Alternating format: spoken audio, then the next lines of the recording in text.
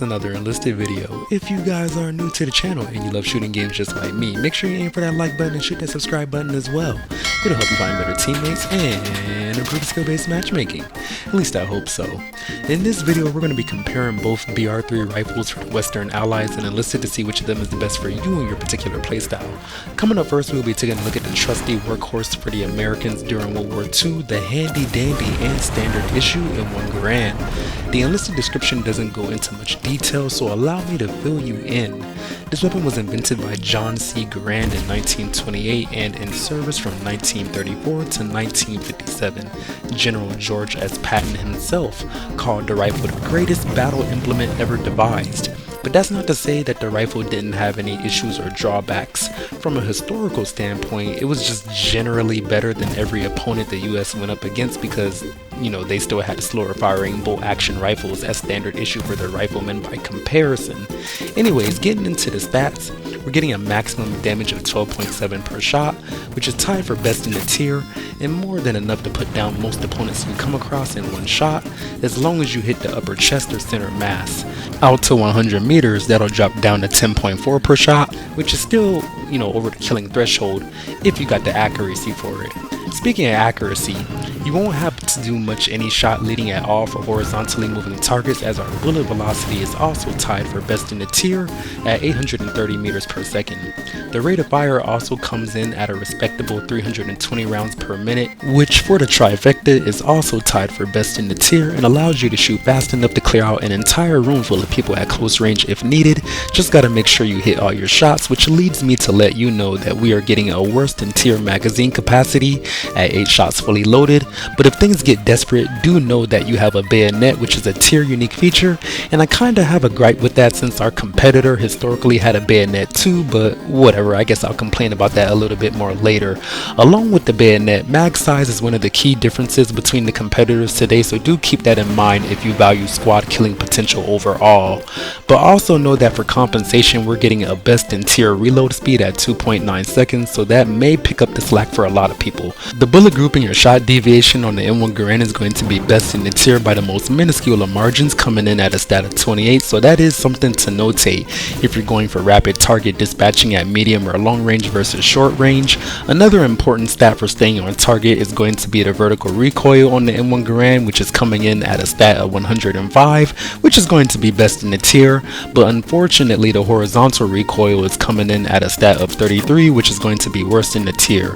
Generally speaking, it's always going to be easier to control vertical recoil, but considering that these are semi-automatic rifles, 3 more important things to consider is going to be how you pace your shots, the recentering speed in between each shot, which is just something we don't even have the stats for, unfortunately.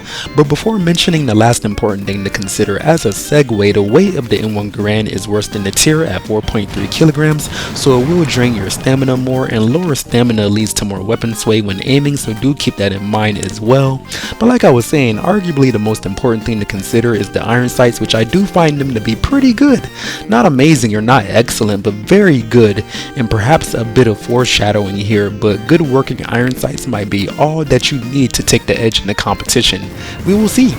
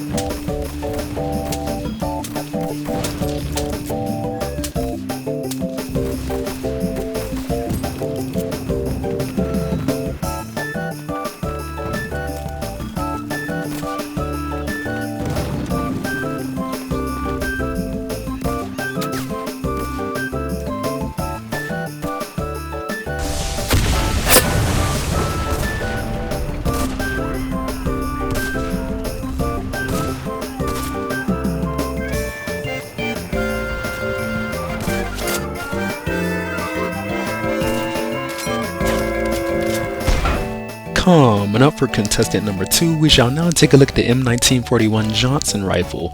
And I don't know why so much effort was put into this enlisted description compared to the other guns in the game, but they actually do a pretty good job giving a quick info dump on the weapon. Nevertheless, it was designed by Melvin Johnson in 1938 and was known most for unsuccessfully competing with the M1 Garand for that standard issue slot in the US Army.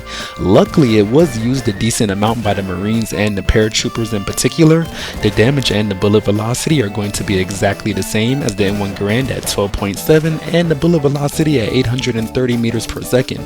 To my dismay, the reload on the Johnson is worse than the tier by a little bit compared to the M1 Garand at 3.4 seconds empty, but I'm pretty sure that's because of the distinct advantage that the Johnson has over the M1, being that you can load it with 5-round stripper clips or individual bullets for a total of 10 overall instead of 8.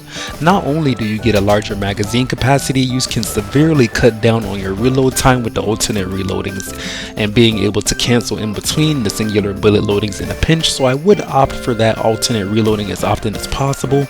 Unfortunately, the shot deviation on the Johnson is also worse than the tier at 29 instead of 28, which is only a loss of 1 point, but something else that adds insult to injury is the lack of bayonet for the Johnny rifle, even though historically it did come with a spike bayonet, so that is kind of a bummer that we couldn't get that to have even more of an edge in the close range argument. But getting into the recoil, you will also notice a battle of inches here, as the vertical stat on the Johnson is coming in at 106, which is worse than the tier by a mere point again, and the horizontal stat is coming in at 26, which is best in the tier by a good bit. But in my gameplay experience using the Johnson rifle, the horizontal recoil feels about the same, if not slightly worse than the M1 Garand, so take that with a spoonful of salt, if I do say so myself. And I suppose that due to the lack of bayonet, the Johnson rifle is weighing in at a tier best 3.9 kilograms, so also keep that in mind for your soldiers that are aerobically challenged. The last thing, once again, that I wanted to mention, and arguably the most important thing to consider on any rifle, is the iron sights. And for the Johnson rifle, it is honestly not that great in my humble opinion. I don't even think I want to call them average, as the rear sight reminds me of looking through like a Bezel or a Bren, and the front post is way too thin in comparison to the M1 Garand, which is just the right amount of thickness when you put them side by side anyways. And that does put a huge damper on the gun's overall usefulness, but it does have some pretty key advantages that make it worthy of consideration and actually makes it a harder decision than just choosing one outright every time. I just wanted to mention that you will notice me missing a lot more with the Johnson rifle compared with the Garand, and this is days and days of gameplay gathering, so I've given them both the fair shake that I can before I get into this verdict. But anyways, here comes the hard part. Time for making a definitive judgment.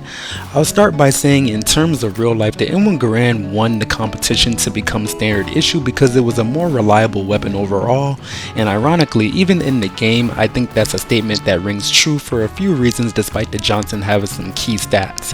One of the main ones is going to be the iron sights, like I previously stated. I mean, you can let me know if I'm tripping, but for any medium or long range targets, I'm picking the M1 Garand every time. Making it easier to hit my target is more important than having 2 extra bullets at the end of the day. And even if you say the Johnson rifle is niching down as a close range rifle with extra bullets and adaptable reloading, the M1 Garand compensates by having a bayonet while the Johnson rifle doesn't. And when you couple that with the fact that the M1 Garand has slightly better shot deviation and recoil difference is basically negligible compared to the Johnson, basically is nothing to write home about, the M1 Garand just ends up feeling like a more rugged and solid purchase for all your BR3 riflemen if you ask me to choose one. But yeah, what do you guys think? At the end of the day, these are just my personal opinions. I am hoping with the combination of my gameplay and my explanations, you can decide for yourself which BR3 rifle is best for you to spend your silver on buying over and over again and upgrading over and over again for your infantry. If you made it this far, do let me know by aiming for that like button and shooting that subscribe button as well. It'll help you find better teammates and improve your skill-based matchmaking, hopefully. It does kind of bum me out that there are only 2 options for this tier.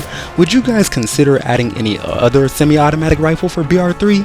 I know there isn't much to choose from historically speaking, speaking, but I'm thinking since, you know, the Germans and Japanese get semi-autos like the VG-15 and the Type 4, then maybe we could get something like the MAS 44, even though it was an experimental rifle. And yeah, I just wanted to see if you guys had any opinions on that or any other rifles you guys would recommend. Do let me know down there in the comment section, and let me know any other thoughts you had about the Johnson versus the M1 Garand. And other than that, I do appreciate you guys very much for watching, and yeah, hope you guys have a lovely rest of your day. Black Guy out.